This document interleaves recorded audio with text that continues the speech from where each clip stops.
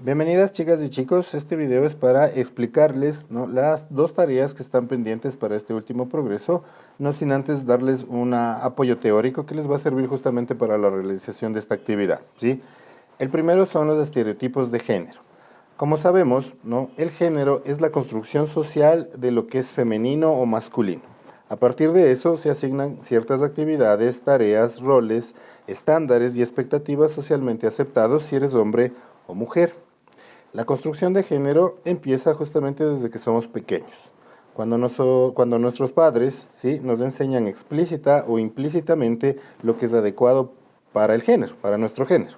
La ropa, juguetes, colores, actividades, la diferencia en el trato o hasta en el comportamiento, ¿sí? Y eso justamente va reforzado por los aprendizajes que recibimos en los centros educativos, sea desde la escuela, desde el colegio, las universidades, la iglesia, la cultura, la sociedad y quienes nos involucramos, que pueden ser hasta los amigos, ¿sí? Según lo socialmente aceptado, ser masculino implica, por ejemplo, no ser expresivo, no llorar, ser exitoso, proveedor, valiente, ser bueno en la cama, coleccionar cadáveres emocionales, que lastimosamente son la cantidad de parejas que llegamos a tener, sin importarnos cómo se pueda sentir esa persona. Ser leal con otros hombres, actividades y deportes que demuestren cierta virilidad, entre otras. Mientras tanto, ¿no?, lo socialmente aceptado para lo que se considera femenino es ser sensibles, ser débiles, sumisas, bonitas, eternamente jóvenes, expectativas físicas súper altas, ¿no?, tener pareja, lo que se conoce como media naranja, que esto conlleva, como hemos hablado en clases, ¿no?, a esta idea justamente de que sin pareja no están completas. Ser madres, vivir en familia, servir a la familia, al esposo, no tener muchas parejas justamente por esta connotación hacia lo sexual o hasta este requerimiento de que una mujer sea virgen, ¿sí? El equivalente al comportamiento machista es justamente una mujer que sea abnegada, hacer actividades de hogar, no tener vida social y entre otros.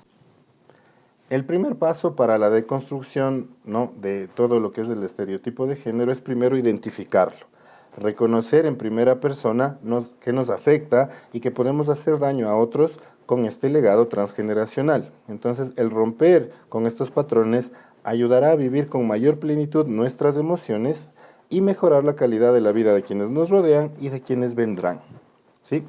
Como segundo tema tenemos la diversidad de género. En cuanto a la diversidad de género, con los años se ha identificado tanto que la sexualidad y el género son mucho más complejos y diversos de lo que se creía. Al hablar de diversidad de género es necesario recordar los conceptos de sexo biológico, de identidad de género, de orientación sexual y de expresión de género. Entonces vamos uno por uno. El sexo biológico corresponde a las características físicas y biológicas que diferencian a los individuos a nivel sexual, incluyendo órganos, hormonas y cromosomas. El segundo, que es la identidad de género, es cómo nos sentimos con respecto a nosotros mismos. Es decir, es la forma en que nuestro cerebro interpreta quiénes somos y no está ligado al sexo biológico.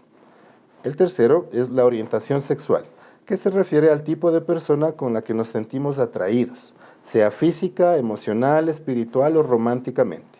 Y finalmente el cuarto, la expresión de género, que por otro lado es cómo mostramos nuestro género, cómo lo expresamos. Se basa en los roles tradicionales de género, incluyendo la forma en que nos vestimos o en cómo nos comportamos. El siguiente tema es la diversidad familiar. Los modelos familiares en la sociedad actual son el reflejo, ¿no?, de los cambios que ha experimentado el concepto de la misma.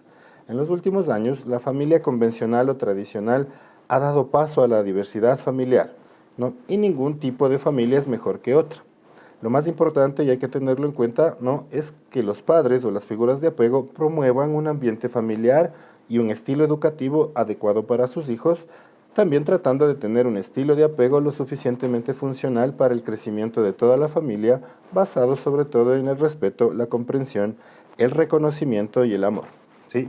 En la actualidad, los distintos tipos de familia que conocemos son los siguientes. La familia adoptiva. ¿Sí? Las familias adoptivas la conforman una pareja o un soltero con uno o varios hijos adoptados. La adopción es una medida de protección de la infancia regulada por la ley, ¿sí?, en la que se crea un vínculo entre padres e hijos, aunque no exista ninguna relación de parentesco entre ellos.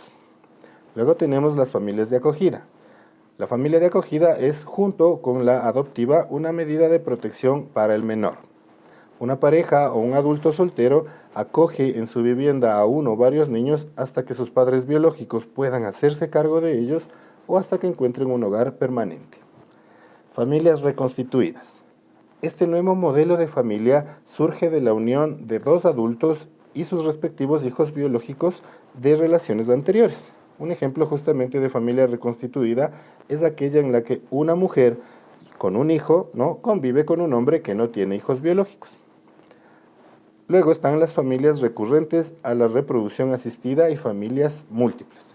La reproducción asistida muestra que la función reproductora de la familia se puede llevar a cabo fuera de la misma sin que exista un vínculo genético directo entre los padres, madres e hijos. La utilización de las TRA, que son las técnicas de reproducción asistida, es compatible con la vinculación genética entre padres e hijos, es decir, sí se puede generar un vínculo genético. Existen las siguientes técnicas de reproducción asistida que les invito a investigarlas: fecundación in vitro, inseminación artificial y la subrogación o también llamado útero de alquiler. Luego tenemos las familias monoparentales. Son aquellas en que el progenitor convive y es responsable en solitario de sus hijos menores o dependientes. Luego tenemos las familias homoparentales. Como su nombre lo indica, están compuestas por dos padres o dos madres homosexuales con un hijo o más hijos. Es decir, estos niños pueden ser adoptados en el caso, evidentemente, de los hombres homosexuales, de dos padres homosexuales, que es la única opción, ¿no?, o nacidos gracias a técnicas de reproducción asistida si se trata de mujeres lesbianas. Tenemos después las familias de padres separados. Se trata de uno de los modelos familiares en la sociedad actual más habituales debido al aumento de los procesos de divorcios, nulidad o separación, ¿sí? En ellas, los hijos viven temporadas alternas con los progenitores, lo que dependerá principalmente del tipo de custodia que se les haya asignado o de la decisión de mutuo acuerdo que hayan tomado. ¿De acuerdo? Este fue un pequeño recordatorio de la parte teórica que les va a servir para realizar la actividad, y la primera es justamente visitar una juguetería, ¿sí? Entonces, esto requiere, ¿no?, que revisen el aula virtual en primer lugar porque existe una rúbrica, ¿sí? Esta actividad puede ser individual, en grupos de 2, 3 o hasta de 4 personas. 4 personas máximo, ¿sí? Entonces, para esta actividad hay que realizar una visita de observación a una juguetería. Y entonces vamos a cuestionarnos las siguientes preguntas. De todas maneras, todas estas indicaciones están en el aula virtual de cada tarea.